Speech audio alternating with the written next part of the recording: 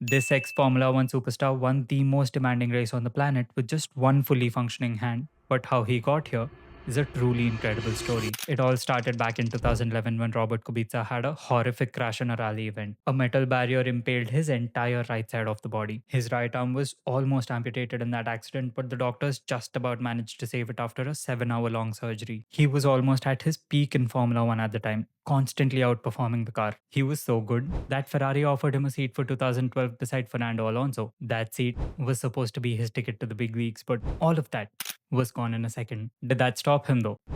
Not at all.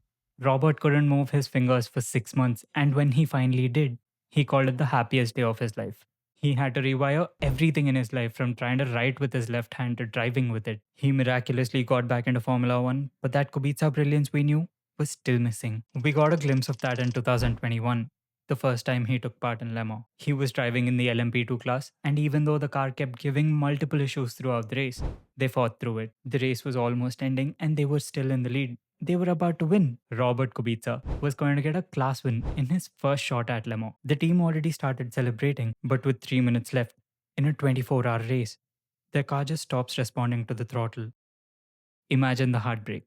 Nearly 24 hours of perfection undone in a moment. For the amount of bad luck he's had in his life, you'd think at some point it's going to flip in his favor, but nope. Even then, he does the only thing he knows best, to go back out and try again. The opportunity comes this year at the 24 Hours of Le Mans. This time, he's in a Ferrari. They started P13 out of 21 cars, and even though they weren't the favorites to win, they showed exceptional pace. Even when they were faster, Ferrari told them to stay behind the factory cars. But when one of the factory cars makes a mistake, he finally gets the order. Go for it. He drove nearly half the race, 11 and a half hours. The final 3.5 hours, no mistakes, no lockups, all with one arm doing most of the work. And at the end of 24 hours, with P2 just 14 seconds behind, Robert Kubica crosses the line in P1 in a Ferrari, the same team he was supposed to be in if it wasn't for his accident. A proper full circle moment. This story was never about the fastest guy or the best driver on the grid.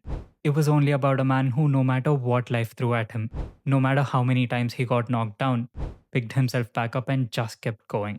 And that's the reason I call him the man who never gave up.